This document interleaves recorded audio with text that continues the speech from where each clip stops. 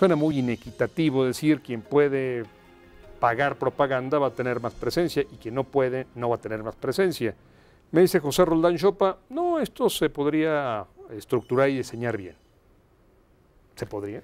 Mira, yo creo que no podemos perder de vista de dónde viene esa reforma que fue impugnada a través de este amparo. Y viene de la experiencia del proceso electoral de 2006, en el cual en efecto uno de los elementos que enrarecieron el ambiente político nacional, todos nosotros lo recordamos, el público también, fue la compra de espacios en radio y televisión por parte de actores económicos importantes que tuvieron la capacidad de acceder a los medios para posicionar sus preferencias políticas. Hay que decirlo, que además lo hicieron a pesar de que existía una norma en la ley, en el COFIP, en el famoso Código Federal de Procedimientos Electorales, que lo prohibía. Por eso se decidió elevar a la Constitución esta prohibición y al mismo tiempo replantear un diseño institucional distinto para regular el acceso de los partidos políticos a los medios de comunicación durante las campañas políticas. ¿Cuál fue este diseño, digamos, en su conjunto?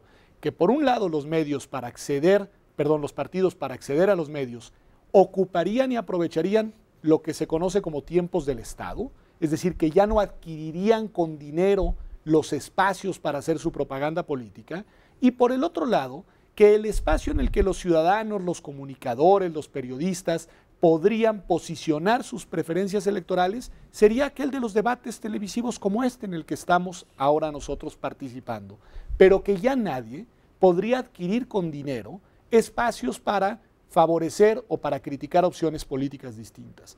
Y precisamente, Gerardo, el valor, el bien jurídico que se quiso proteger es el de la equidad en la contienda, el de evitar que actores ajenos a la competencia política incidieran de manera determinante a través de un medio tan poderoso como es la televisión y la radio, que son los dos medios regulados en este caso, en las preferencias electorales, digamos en contiendas que, como ya lo vivimos en 2006, podían ser además sumamente cerradas. Y déjame introducir un elemento más para oír tu opinión, Pepe. Mucha gente dice, si el amparo va a ser la vía para hacer esta impugnación, pues resulta que un grupito de 10 intelectuales son los que pueden contratar, los únicos que pueden contratar. Ya las grandes televisoras no podrían contratar ningún particular, pero ustedes sí.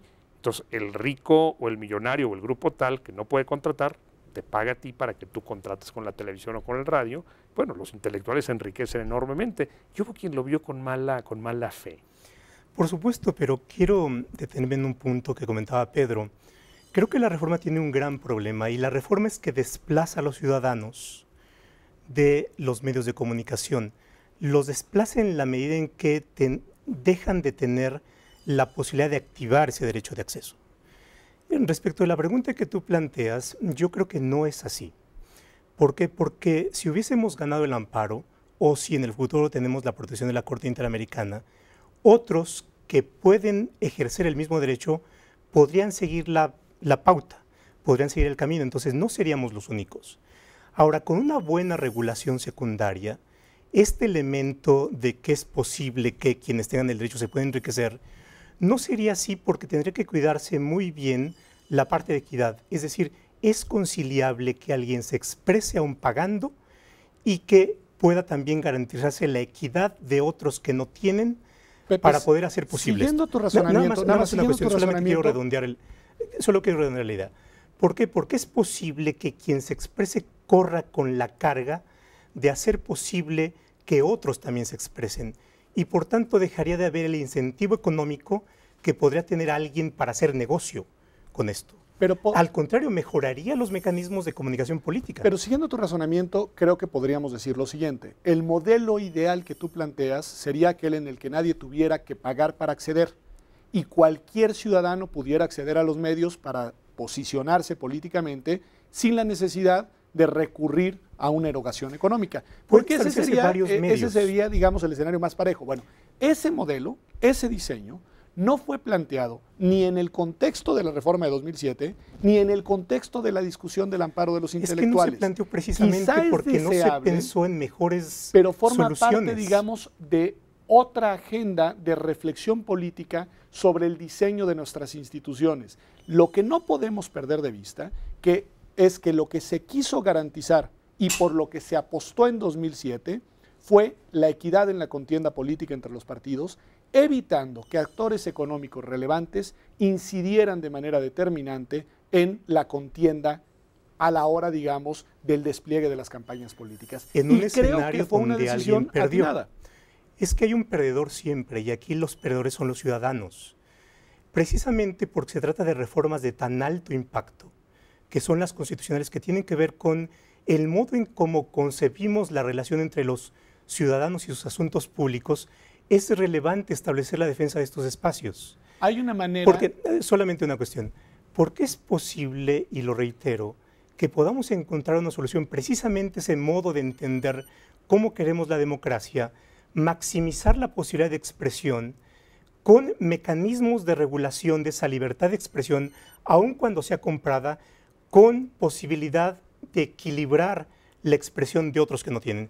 Que tampoco sería el único, porque también, por ejemplo, podríamos pensar en esa parte de los tiempos oficiales que monopolizan los partidos. Como los tiempos son tiránicos no y no hay que monopolizarlos, yo te diría lo siguiente, José. Yo te compro la idea de que podríamos imaginar un diseño institucional distinto. Y me parece que eso es un imperativo para toda sociedad democrática. Lo que no creo que sea en automático es la tesis de que los ciudadanos perdieron con una reforma que lo que vino a hacer fue brindar mayores garantías al proceso democrático en su conjunto.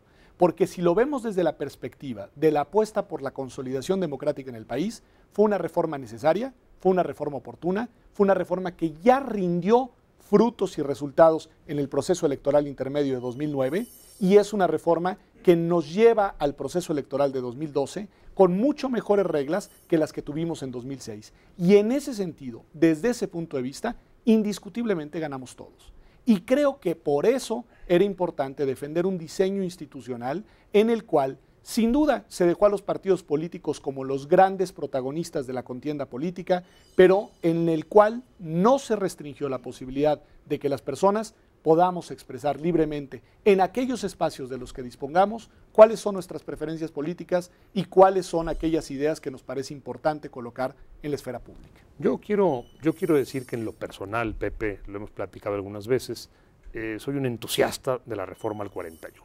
Me parece que esto garantiza la equidad, pero lo que ustedes hicieron está simbrando el debate en la comunidad jurídica. Fue algo muy importante, fue algo muy relevante. Me alegra que hayan perdido, lo confieso y lo he dicho públicamente. Me asustaría que de pronto todo el mundo, según su dinero, pueda comprar más propaganda y los que tienen ideas pero no tienen dinero tengan que ser relegados. Pero lo que tú hiciste ha dado un vuelco y ha hecho una provocación fundamental. Es el derecho, es la vida política, es el debate. Y a ustedes que nos acompañan, muchas gracias por hacerlo. Buenas noches.